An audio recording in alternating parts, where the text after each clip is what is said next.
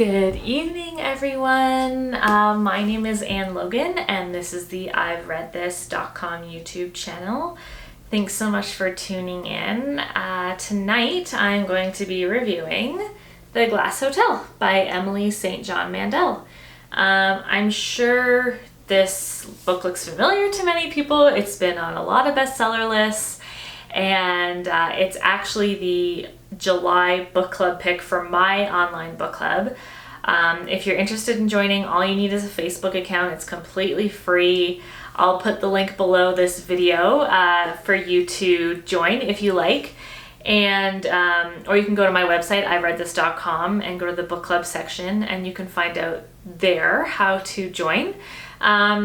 So I really enjoyed this book, and I do highly recommend it.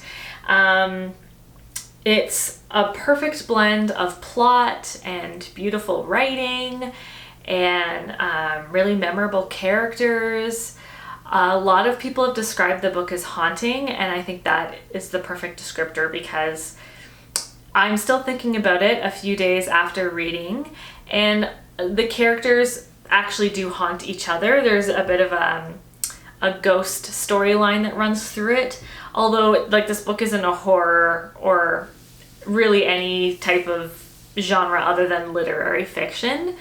It is based on the Bernie Madoff Ponzi scheme, but there's a Bernie-like character named Jonathan who is kind of the orchestrator of this Ponzi scheme, and all of the characters kind of orbit around this Ponzi scheme. This is what drives the plot.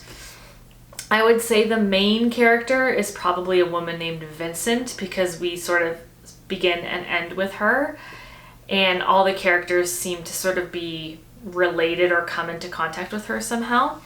But there are a lot of characters in this book, and we get a lot of their first-person perspectives, although it's not hard to follow at all. Like, I always felt like I completely understood who was talking when, what was happening, why it was happening. Even though you do jump back and forth in time, it's not hard to follow at all. So I'm really looking forward to hearing what my book club has to think about it. I think it's a perfect book for book clubs. There's a lot of, I think there's going to be a lot of discussion around the characters' motivations and how they treat each other, because that really seems to be where the tension lies. This Ponzi scheme just sort of lays bare people's motivations and their intentions. And that's sort of why characters come to haunt each other, because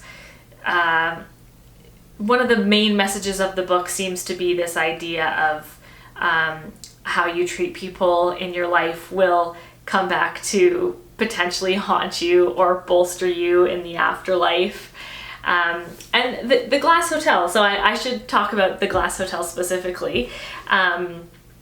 Not a lot of the book doesn't take place in this specific hotel. So the Glass Hotel is a 5-star resort on this remote island off British Columbia in Canada. And the Glass Hotel is where Vincent, our protagonist, meets the kind of orchestrator of this Ponzi scheme. So perhaps that's why the book is named after the Glass Hotel.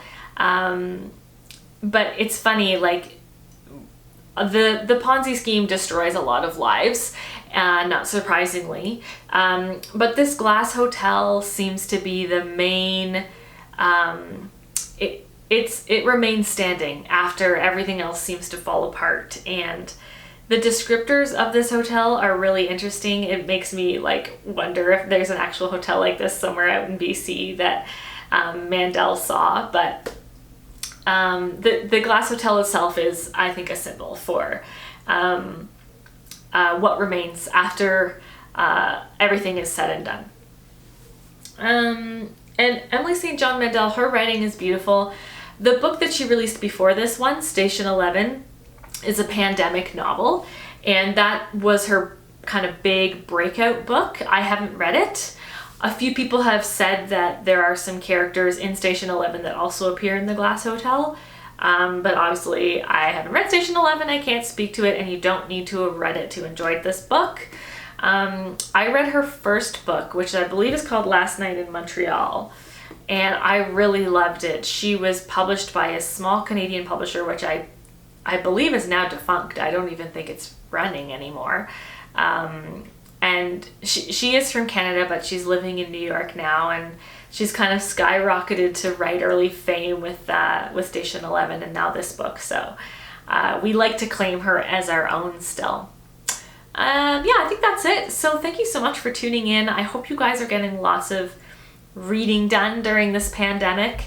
I know it gets harder to sit down with the book when the weather starts getting nicer, but I just like to use the sunshine as an excuse to get outside, sit in my lounger with a nice cold drink, and enjoy my reading outdoors. So I hope you guys get to do the same.